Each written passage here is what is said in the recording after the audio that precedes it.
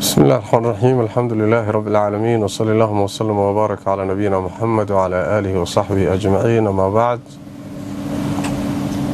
مناسبة عيد barakaysan ee ciidul adxa ayaan ugu tahniyadeynayaa dhammaan muslimiinta guud ahaan meelay joogaanba, gaar ahaan ummadda Soomaaliyeed. Waxaan leeyahay ilaahay tabaaraka wa tacaala ha inooga dhigo ciid barakaysan, ciidukum mubaarak wa sa'yukum mashkuur. تقبل الله منا ومنكم صالح الأعمال، كل عام وأنتم بخير. runtii waa munaasabad aad u weyn, ilaahay agtiisana tabaaraka wa tacaala aad ugu culus. nabigeena sallallahu alayhi wasallam waxaa ka sugan inuu yidhi acdamu al-ayaami cinda allah yowmu an-naxri thumma yowmu al-qarr. maalmaha ilaahay agtiisa waxa ugu weyn maalinta ciidda ah oo xoolaha la qalayo. maalinta ka dambaysa ku xigta buu nabigu yidhi sallallahu alayhi wasallam. marka waa maalmaha adduunka oo dhan ugu qaalisan oo ugu qiimo badan. waa munaasabad aad u weyn. munaasabadaas waa Allah tabaaraka wa tacaala ugu talagalay in aan ku faraxno, in aynu damaashaad iyo muxuu ahaay farax iyo wanaag iyo inaan insha Allah tacaala ku qaabilno. Allah tabaaraka wa tacaala waxyaalaha uu inoo jideeyay waxaa ka mid ah inaynu salaada ciidda tukanno 2 ragcadood. salaada ciidda kadibna waxaa laynoogu talagalay oo loo baahan yahay inaynu gowracno xoolihii adaaxida ahaa.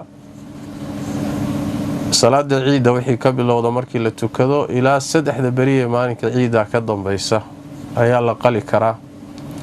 iyaduna waa qurbaan aad iyo aad ilaahay u jecel yahay tabaaraka wa tacaala. munaasabadan loogu talagalay in hilibkooda la cuno, la sadaqaysto, qaar ka mida la kaydsado oo la dhigto.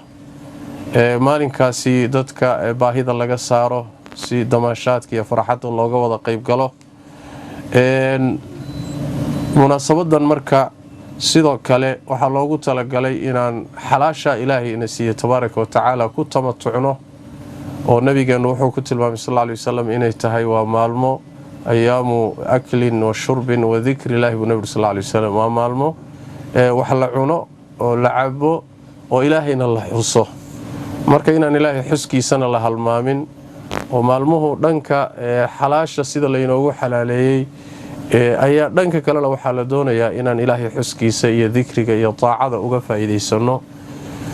culimadii salafka qaar ka mida waxay dhihi jireen ciiddu ma aha inaad marac cusub xidhato, laakiin ciiddu waa inaad taacadaada siyaadisa bay dhihi jireen. wabilmunaasaba waxaa marar badan dhacdaa dadka qaar ka mida inay u fahmaan ciidda inay macnaheedu yahay in ciyaaro khaldan la galo, in munkaraad la sameeyo, in malaahi leyliya iyo habeenkii munkaraad iyo meelo la isugu yimaado oo ilaahay lagu caasiyo la sameeyo. saasay dadka qaarkood ciidaba ka fahmeen. mana aho ilaahay qaabka uguma talagelin. waxaa la doonayaa inaad iska ilaalisaan waxyaalaha ilaahay xarimay, oo uusan faraxa iyo damaashaadku meel khaldan inuusan inala gelin, ama uusan xuduud iyo sohdimaha diinteenna inala tilaabin. alla qur-aanka kariimka wuxuu ku leeyahay markuu cibaaduraxmaan sifaynayay waaladiina laa yashhaduuna azuur waidaa maruu billagwi maruu kiraama. goobaha iyo meelaha iyo xilliyada xumaanta la hayo ma xaadiraan buu alla yidhi tabaaraka wa tacaala. waxa xun markay marayaanna si waxay ku dhaafaan ayaga oo aan ku saamoobin, maruu kiraaman. marka waxaa la doonayaa ciidahan runtii laga dhigay wax uun munkaraad iyo khaladaad la sameeyo in laga daayo. wixii ilaahay xalaaleeyeyna lagu farxo, ilaahay dikrigiisa iyo taacadiisana lagu dadaalo. akhiiran waxaan leeyahay ciidani waxay ku soo hagaagaysaa runtii xilli muslimiintu meel walba fitan iyo dhibaatooyin ay haystaan, iyaga dhexdooda dagaallo ah, cadowgoodii oo ku salidmay, iyagii oo la qaybiyey, dalalkoodiiyo duulaan cusub iyo gumaysi cusub galay. xaalad runtii culays leh oo cid kastoo wax garanaysa aad uga naxayso ayay ku soo hagaagaysaa munaasabadani. laakiin waxaan leeyahay waxaan u baahannahay inaynu ku dadaalno inaan qabsanno asbaabta xoogga iyo horumarka keenta, midnimadu kow ka tahay, ilaahay oo la cuskado, taacada in la toobad keeno, wixii khaladee la galay ee dhibaatooyinkan keenay in laga laabto, in dib laysugu dayo waa la kufaya, in dib loo kaco oo awooddii iyo xooggii iyo majdigii iyo sharaftii ummadadani lahaan jirtay dib loo soo celiyo, jidkeedii iyo dariiqeediina la maro la raadiyo.